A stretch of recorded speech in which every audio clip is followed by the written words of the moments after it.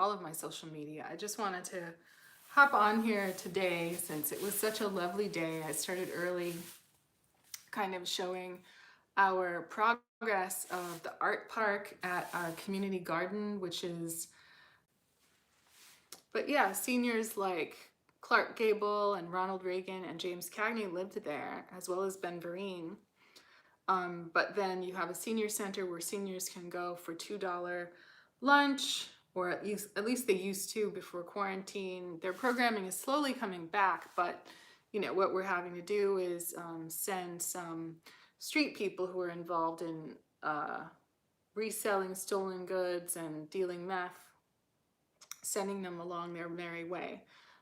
Because these facilities are there for the public, for seniors. There's a preschool that hasn't been able to open because of all the kind of drug and street trade. And there was at one point a tent brothel.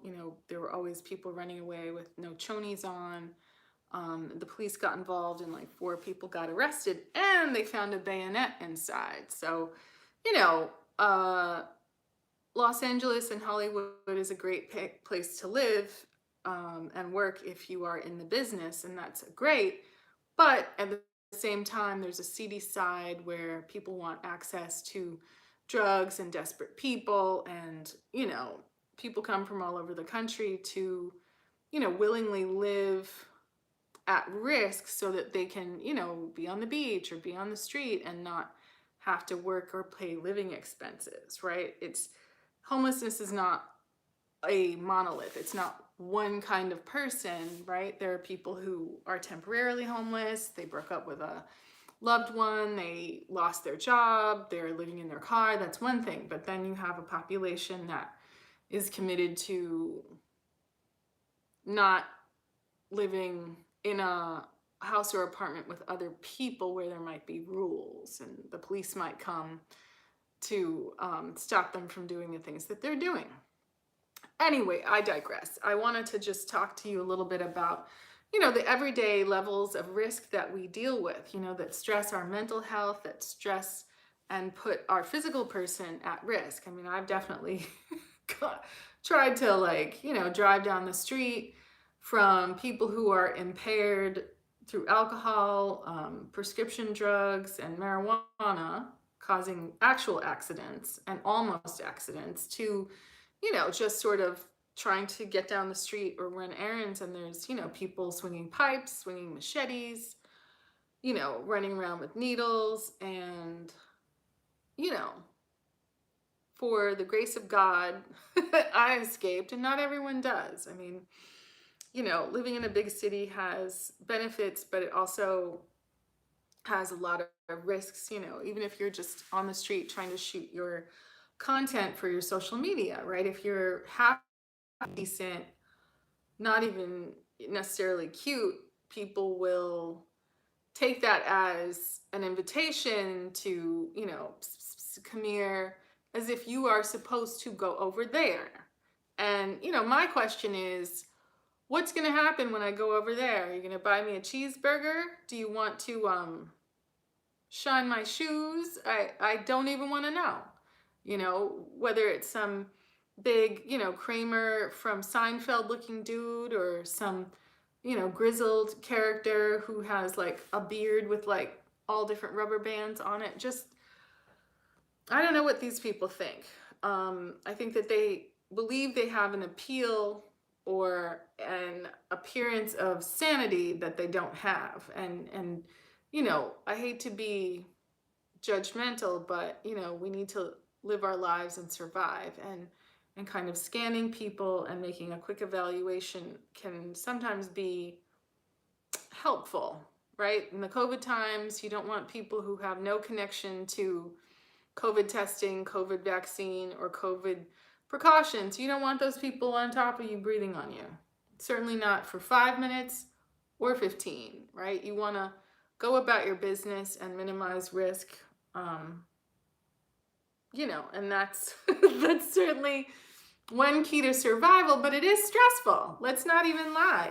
Like, I have an older phone. I'm thinking about switching to a newer phone, just for, storage capacity and ease of use of all different apps, a bigger phone, but I feel like my janky old phone is less attractive to thieves, right? So many people at work have the new iPhone 13 and it has all these cameras and it takes glorious photos and all of that. But at the same time, it feels like a riskier item to have. It's like having a luxury car, right? When my friends who have luxury cars drive into the hood, one of them got punched in the face and attempted carjacking and all of that. Never mind if you have like an expensive purse, or even if you have nice headphones or expensive jewelry or clothes, you look more victimizable, right? We've been hearing about all these follow home robberies, push in robberies. My five senses are very attuned to my surroundings, right? I can scent things in the wind, in the stale air of a stairwell, on an elevator, right? You have to get off the elevator if people aren't wearing masks.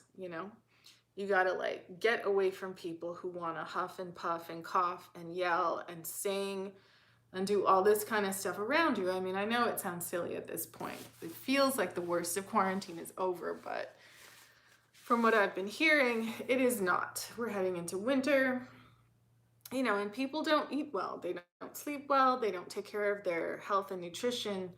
And then along comes an opportunistic infection like COVID-19 or whatever variant, Lambda, Delta, Gamma, Omicron.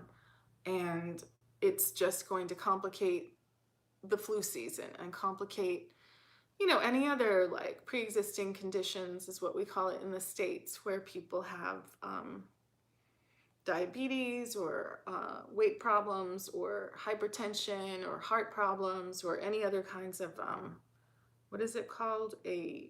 Uh, autoimmune disorder or a disease like lupus or myasthenia gravis.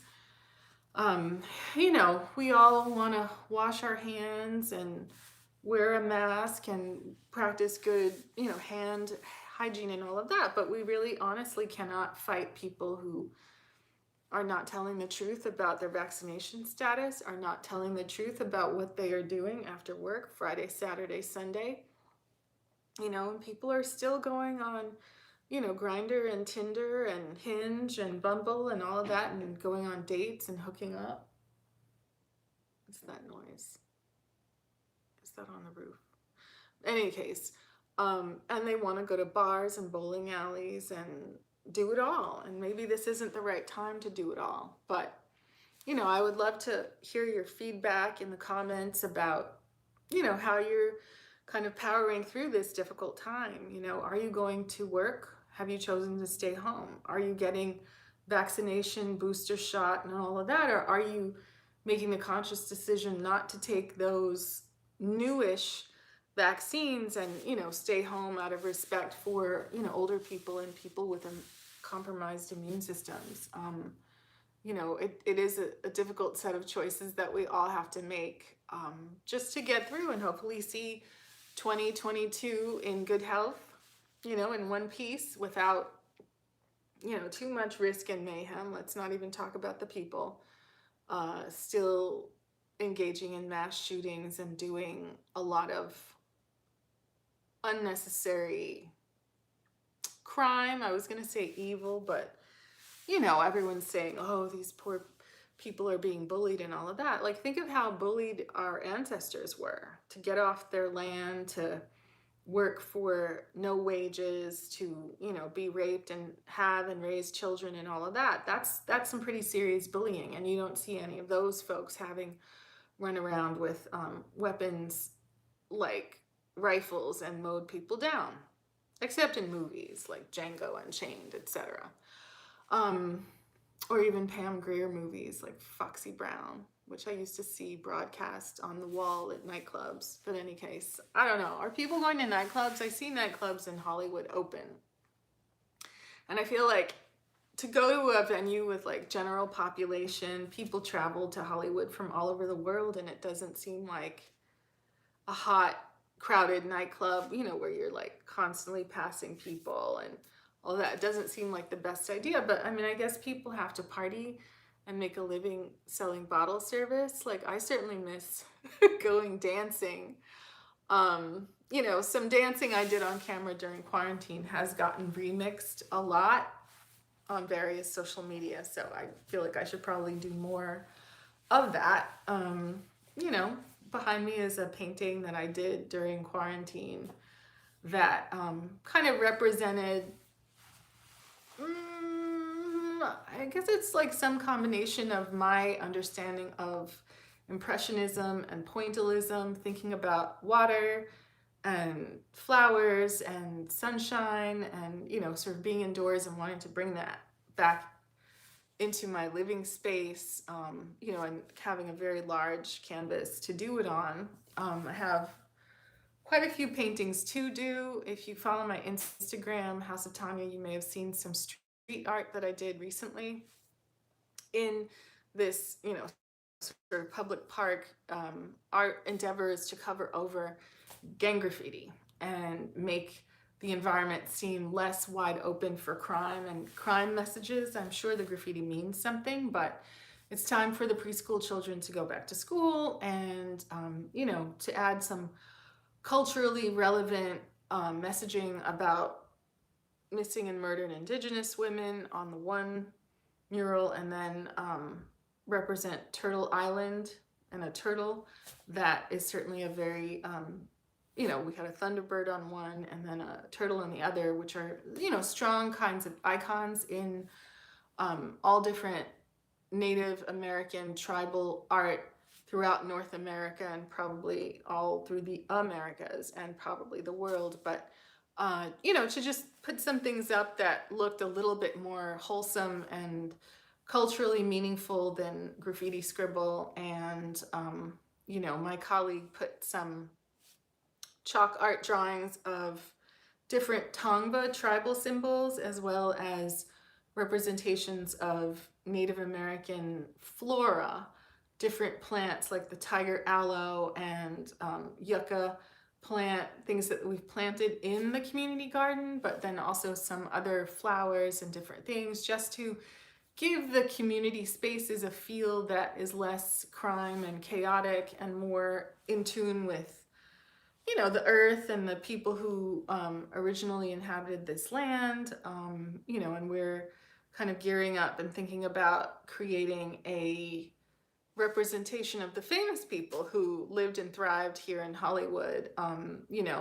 Specifically, we're doing a fundraiser on GoFundMe to bring a statue of Ronald Reagan to the neighborhood, right? There's all sorts of Hollywood tours that go around Hollywood looking at star homes. And, we're very fortunate to have in the area the Montecito historic Art Deco building where many, many stars lived. And I think it's really significant that Ronald Reagan lived there, since he was the President of the United States, the President of the SAG-AFTRA Union. He was also Governor of California, as well as, a celebrated movie star in his day, if you like those sorts of films that he did. But, he did a lot in his life. And whether you are a fan or a supporter or just someone who is a history buff, I think it'll be meaningful to have him represented. We're just trying to raise funds to do it and do it right, and, create the right kind of plaque and statue and website that really delves into the different periods of Ronald Reagan's life here in Hollywood and also in California and in America and the world. He had a relationship with Margaret Thatcher from the UK and different leaders around the world, for good and ill, but I think he's a worthy subject for exploration, certainly on these Hollywood streets, because this was really the seat of his power, that he would grow from that base and kind of take it, and those skills as an actor, and take it, all the way. I think it's significant when you think about someone like Donald Trump, who is also an actor and was a member of SAG-AFTRA until they kicked him out, but is someone who has natural talent and skill as a communicator, right? And those skills get honed when you practice the arts of speaking, acting, drama, comedy, and all of those good things. And I think those are all worthy endeavors. It certainly is how I make my living. And, I think that there's just really juicy, exciting, meaningful, and important content that we can represent in Hollywood, and again, create or restore mixed uses to our neighborhood public spaces and kind of take them back from criminal elements that would like to, defecate incredibly large circumference poop on the street and throw meth needles and just be completely disrespectful. I get it because they want to keep people away from their activities, right? But it doesn't make sense that someone who's, living in a tent and dirty mattresses on the street has at times, 12 boxes of brand new Nike sneakers on shelves. Where did that come from? Just as quickly they're gone. Where are all of these Cannondale and other bicycles coming from that get chopped and they mix the parts and then sell those chopped bikes at liquor stores for like $50? I'm sure the original owners of those bikes would rather have their bike back.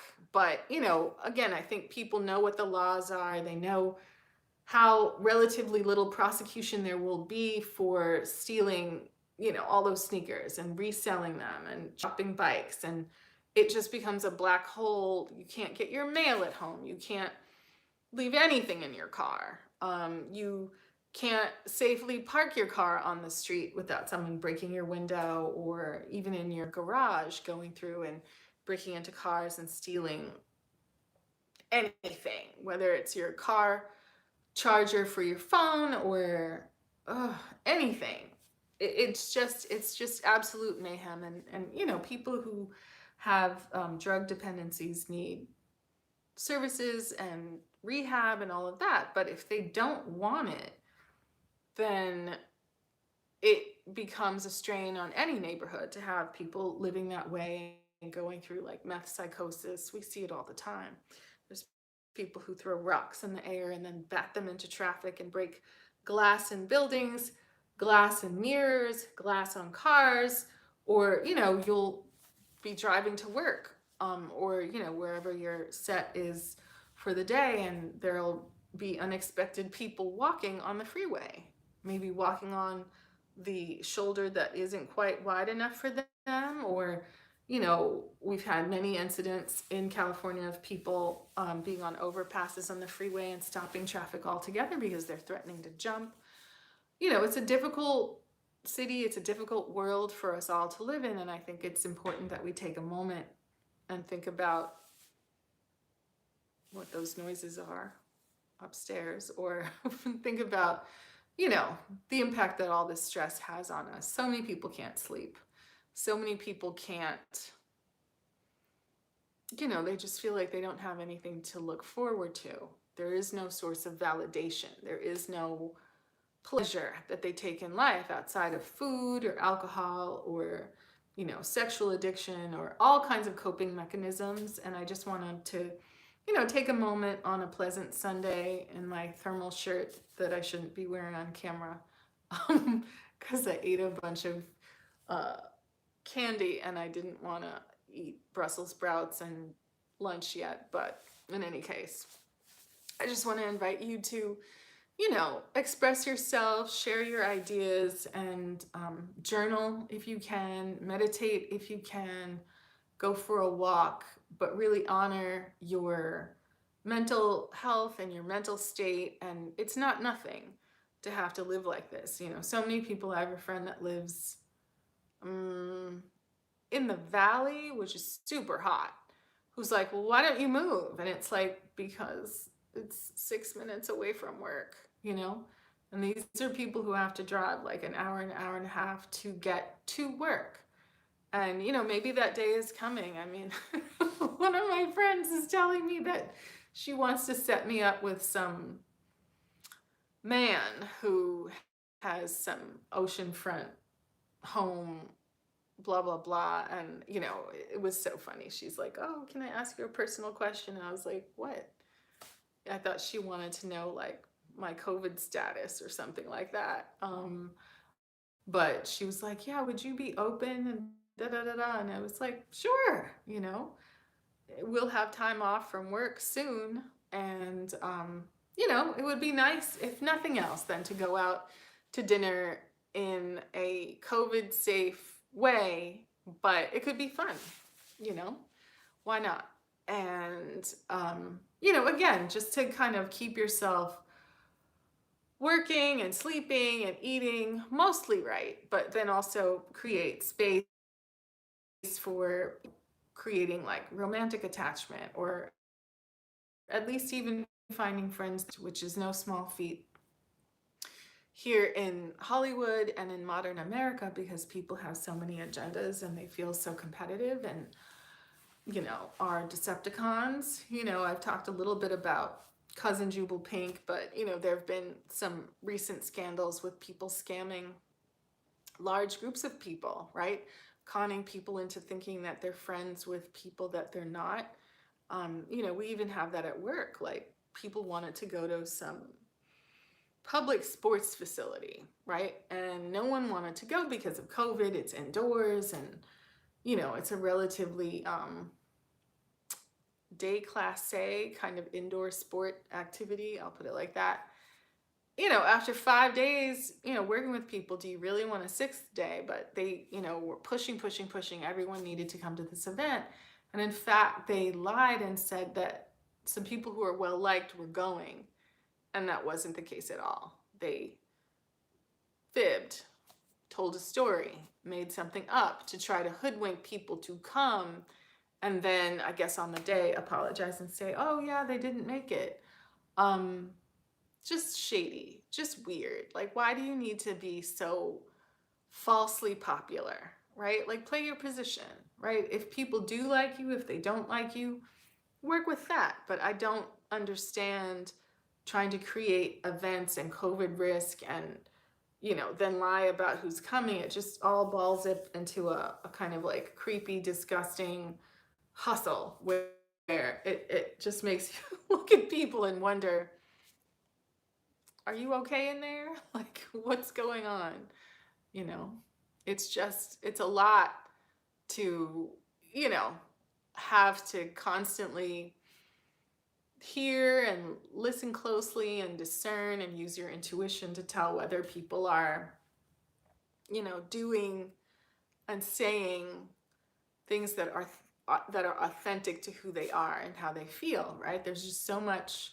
I think the band The Who called it Eminence Front, right? It's a put on, right? People want to make a show of being happy and healthy and perfect and popular and friendly and trustworthy and all of this, when so many times, especially when you're dealing with people who are narcissists, there's a lot of information on YouTube about narcissistic personality disorder, like people off the bat, your best friend, off the bat, they love you to death, off the bat, so close. You should tell them all your secrets and what you want, and it just becomes this rolling ball of, manipulation and lies and kind of trying to find stuff out about you to try to find the right lever to manipulate you. And then in no time it goes south and you're just discarded like an old disposable razor, an old Kleenex, and then they start the cycle over again. And at work we've been observing this like basically every month. Everyone makes their new best friends and calls the new best friends the same nicknames as the old best friends, hey boo and all this. It's like, well, didn't you call the last person that? What happened to them? They got fired, and then here you are running the same game on the next person, right? And it can be often the same ham-handed protocols when it comes to their romantic life. Everybody is just so sexy and irresistible. Everybody just makes them so ready to go sexually. And, just sort of these displays of affection and lust in public, which are troubling, right? Didn't we all go through like 3 or 4 several hour trainings that were legally required in order to be able to work? But people are defying this training all over the place, and I have a sneaking suspicion that it's all going to end in tears. One way or the other, it's going to not work out the way that the perpetrators want it to, and then it'll become a problem for everyone, whereas, it's tough with adults. Like, how do you say, maybe if you want to twerk, or maybe if you want to rub your buttocks on a married man, maybe you should do that after hours, you know? Make arrangements in private. Maybe you should, keep these saucy sexual words to yourself. But everyone's grown. Maybe I'm a square. Maybe I'm having a little bit less fun than everybody else. But, I feel like, out of respect for the collective endeavor, out of respect for the fact that it's money and work and a corporation and a product, we all have to kind of try to keep it professional. Whereas, I think sometimes people get desperate, right? Desperate to move up the ladder, desperate to make more money. And they're willing to trade, sexual interests and sexual favors for the possibility of getting promoted, making more money, etc. And on a certain level, like, that's fine as long as it only affects that person and the person that they're trying to hustle to give it to them. But that's not the case, because, at the same time, these ambitious ones that are trying to use their wiles are actively trying to get other people fired, whether it's their friends or it's me or anyone else, right? It's like, welcome back to, the office, right? Quarantine's over. You have to deal with people and their unscrupulous ambition, right? I've had, coffee poured on my car, a dead rat put on my car, all this really petty harassment that, having lived through September 11th, having, grown up in a very kind of urban, jungly place where we had to step over the body and get to school and take our test. It wasn't, it wasn't time for tears. It wasn't time to forget about our responsibilities and our commitments and where we were headed. It's not the time to fall apart. But, at the same time, you have to give yourself space and give yourself grace to embrace the fact that you are fielding a lot of balls, right? It's like tennis. Oh, someone's attacking me there. Oh, someone's trying to harass me there. Oh, someone is, being disrespectful in the street. Oh, someone is, trying to make me upset. Someone's trying to get me fired. It's not like these things haven't happened before. And, like so many of us and so many of our ancestors, we're still standing, right? We're not fragile, but we are sensitive. We're not going to fall apart, but we are going to take a moment and let the displeasure of someone's hostility wash over us, recognize what it is, and then let it pass us by. And also make a mental note so that we're never mistaking the sources of that hostility and undermining for true friends, right? I think, what is it, Maya Angelou, maybe repeated by Oprah, said that when someone shows you who they are, believe them the first time. The first time there is a microaggression. The first time they give you misinformation. The first time they walk up to you wide-eyed and talking softly as if they're really telling the truth, and they tell you precisely the opposite of what is true about petty, unimportant things, right? Just, be discerning, be careful, love yourself, value your true friends, but don't be shy about evaluating, people in the workplace, people on the streets, people taking advantage, and people wanting to do no good and harm to you, to your property. In this time of holiday and joy and all of that, we can have that, but we can't afford to close our eyes. We can't afford to ignore what's going on in the real world. We have to be the animals that we are. Scent the air, observe, listen, right? And learn. Make a note. Don't let things go. Don't let them drive you crazy. But, You owe yourself, your family, your loved ones, and your ancestors the best of you, the strongest of you, the highest achieving you, and the happiest you, given what we all have to deal with in this crazy world. So, I should probably make the Brussels sprouts that I got at the farmer's market, and I will hop on live again very soon. All right. Well, this is House of Tanya signing off, and have a great Sunday and a great Vlogmas and a great holiday of whatever sort that you celebrate. And I will catch you on the B side. The rock and roll performance and the album is coming, believe it or not.